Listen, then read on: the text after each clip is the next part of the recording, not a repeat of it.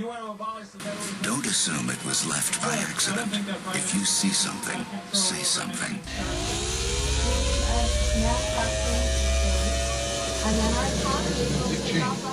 Takes a question from David Rockefeller. Vice President, I just enjoyed so much your whole speech, but I was particularly pleased that you gave such a strong endorsement for the free trade agreement for all the Americans. Subject that has been of great concern to me for many years, and particularly recently, and I think it's absolutely essential for the strength of our economy. Good afternoon, this is We Are Change with Howard Nema, and you're listening to InformedRadio.com. If you have any opinions on any subject and that you'd like to speak about, or if you would just like to gripe about how our rights are being taken away and every day, and the prisons are filling up with people that are doing victimless crimes, being overfined, police becoming revenue generators, give me a call, 772-905-3018. This is We Are Change. This is where the news, the controlled mainstream media ignores the top story, and your voice is heard. You can also follow us on wearechange.org, and of course the homepage is wearechange.connecticut.org, and you can watch rebroadcasts at youtube.com/Freedom First Films. I had the privilege, again, I said this yesterday, of attending an Agenda 21 meeting, an anti-Agenda 21 meeting in Southington, Connecticut yesterday. Actually, it was on Wednesday. And it was the Oath Keepers and the John Birch Society, and I found it to be extremely informative and knowledgeable. There were some public figures there. In fact, Martha Dean was there, who would run for Attorney General, who revealed the fact that nationwide, of course, this is no news to the truth people that are awake, that DCF is kidnapping children from their families and causing all sorts of disruptions and illegal costs and really doing terrible things. The DCF is nationwide. They kidnap children and literally take them away from good homes for various fraudulent reasons.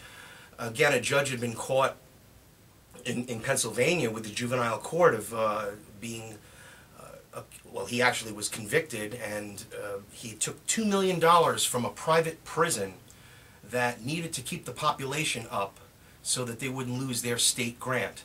This is the same state of Connecticut that hired Mossad, the Israeli intelligence agency, to spy on the people. This is also the same state of Pennsylvania, I should say. I'm saying Pennsylvania. The state of Pennsylvania also, unfortunately, gave the children, oh, this is a great thing, give the impoverished children in the drug communities and other areas, you know, where they know that there's drug usage, where the CIA have brought the drugs in. I can go into this over and over again. Gary Webb revealed the fact that crack epidemic was started by the CIA. This is on record. You can read his book. It's called Dark Alliance, where the CIA actually did start the crack cocaine epidemic.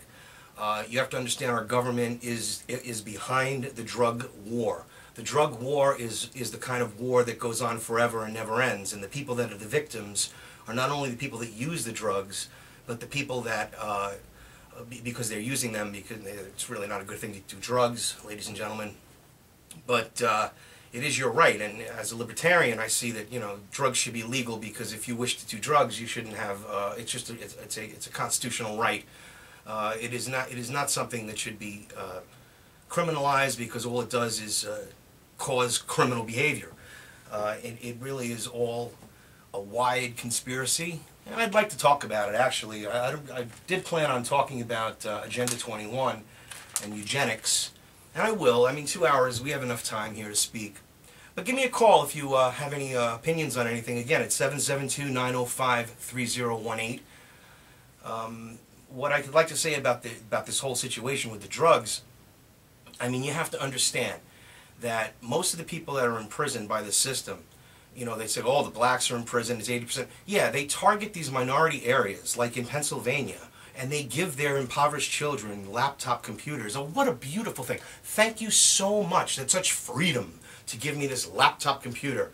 you know, and I can learn and do all of this. But what they didn't tell you is that it had software in it that actually was watching and had camera on it, and was actually watching and recording audio of the children's behavior at home with their parents and in their own private bathrooms or wherever they happen to have their bedrooms, wherever they had their computers. Now again, I always speak the truth. This is where truth is heard. This is where news the controlled mainstream media ignores the top story. And this is on record. But they don't continue to repeat it. They report it, everybody forgets about it, goes back to, like, you know, the soccer mom thing and American Idol, and forgets about these mountainous things that are continuing on a daily basis. I mean, now again, I'm just a little off track from where I wanted to start, but Pennsylvania is a good place to go. Now, Martha Dean had mentioned this about this case, and I was so happy that she ran for Attorney General. Of course, the political machine in Connecticut is strong, and it's very left-oriented. Again, this false left-right paradigm, folks, you got to understand that the Rockefeller Foundation funded basically through all of their connections, fund the opposition that they have. So, for example, the Green Movement, which is why I'm going to be segueing into Agenda 21. Earth Day, 1970, okay? That was when it sort of really was starting to flourish. Now, remember, the CIA created the drug war. The CIA created the drug culture. The CIA, this is on record, funded the Byrds, the band The Byrds. And this is on record that the electric Kool-Aid acid test, Ken Kesey's book and his journey, he was supplied the LSD to go around to all the colleges and all the communities around, basically around the entire United States, to turn people on and give it to them, and they take it where they go, and it turned into a culture. They created an aquarium from which that they could, again, part of it was for mind control, because they wanted the people on drugs, they want people not paying attention to what's really going on. I mean, look at the mainstream media. Think about the mainstream media, everybody. I mean, what do they tell you? I mean, they don't, you know, it's just unbelievable. They're teleprompter readers that are fed from Reuters and other sources, and maybe they have somebody in their office that's actually deciphering the information that they're receiving. Boil hard journalism, real muckraking journalism is dead in the mainstream. That's why the alternative media is here, because they don't tell you these things. They don't show you all the truth that's going out there. They don't show you the meetings where people are objecting to Agenda 21. They just show you how everything's good to be green, and be green, and all these celebrities, you know, driving Priuses, and all of this this absolute malarkey about, you know, like, let's be real, everybody. Yesterday I reported that Libya gave its people free electricity. Now you're saying, well, that's because they're a wealthy, oil-rich country. No. It's because they don't have a central bank that's been stealing from them for 100 years, bankrupting them, stealing from every American's paycheck every week, not realizing the American people better wake up. This is just, it makes me so angry that this Federal Reserve System is absolutely a debt slave system that everybody just accepts and deals with, and you know, they complain about their taxes, and you know, if you don't pay the IRS, boy, you're in trouble. It's beyond trouble. They don't fool around. They'll take your house. They'll do everything that's outside of the Constitution. They are an unconstitutional organization. They are a Gestapo. They are the Gestapo arm of the Rothschild-Rockefeller alliance with the Federal Reserve. Now, this alliance has with it, it's called the Anglo-American Empire. Now, what it has with it is something called the Round Table. Now, the Round Table, for anyone out there that's not familiar with it, is what's considered the think tanks and operational organizations of the New World Order, One World Government agenda, which Agenda 21 is a big part of. First, we have people like Zbigniew Brzezinski, who said that people are now finally awake. Now, it's unbelievable that finally people are awake. Jay Rockefeller said the internet should never have been invented because people were asleep. Now we can share this information that was very difficult to share before. William Cooper shared a lot of information, unbelievable information. He went into great expense at his personal expense because this was before the internet. This was before that, and he spent thousands and thousands, tens of thousands of dollars shedding, sharing, I should say, all of the knowledge that he had. He made tapes. He did radio shows like I'm doing here, spreading the truth. He also, of course, was targeted by the government and taken down because he was exposing them as to what they were. But then he was a minority. There was not very many people like Bill Cooper, but today we're all Bill Cooper. You know, we're all waking up, and you know, as you wake up and become aware of what's really happening and who's controlling you, and that the money is not really your money. You understand? This is a slave system. I try to be concise explaining it, but this round table controls the ebb and flow of the world. It really does. So what is it?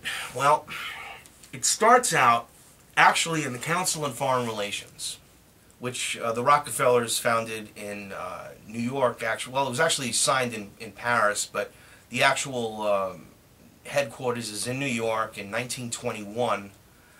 And from there, all of the agenda and protocol is administered from the to the think tanks.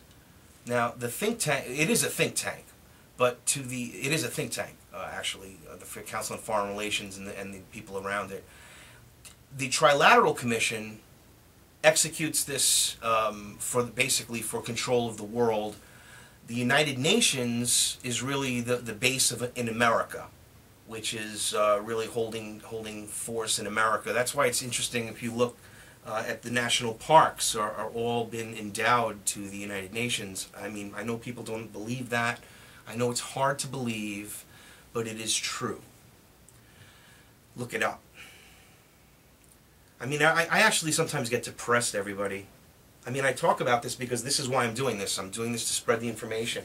But as I spread the information, I mean, my emotions shift from being, you know, either upset to angry to, but never complacent. And that's the problem. You see, complacency is the issue here. People are too complacent. They deal with what they accept. You know, they accept it, you know, and you know, and if they're not making enough money or they're in bad situations, they try so hard to get around that. That's sort of like, I mean, I hate to say it, but it's terrible, but through adversity comes strength. And, you know, I personally went through a little bit of a hardship for a while in this nightmare that we call a depression. They call a euphemistic recession that ended in 2009. I lost a lot of money and a lot of things, and I almost had to sell my house. Now, thank God I don't have a mortgage on my house, but I lost a lot. Okay, so I don't have to worry about the banks, you know, taking my house. But I lost a lot, and it stopped me from the direction that I was going. This individual direction that every American should have. Follow your dreams, follow your destiny, not this corporate Borg that you're going to become a part of. Getting a job at a major corporation that's underpaying you and enslaving you and overworking you, then the health benefits are all like out through the roof. Now, what we all know is the world, and we all know how everything is. I don't have to tell you how tough it is to fill your gas tank. I don't have to tell you how hard it is to, you know, pay for insurance on your house, on your car, or whatever it is, or even on your health insurance. Of course, is probably your biggest nut. I know that's the biggest nut. I mean, it is. That's insane. Well, who owns the health insurance companies? Look at that. Who owns the pharmaceutical companies? Look at that. Who owns the Federal Reserve? Look at that. Guess what?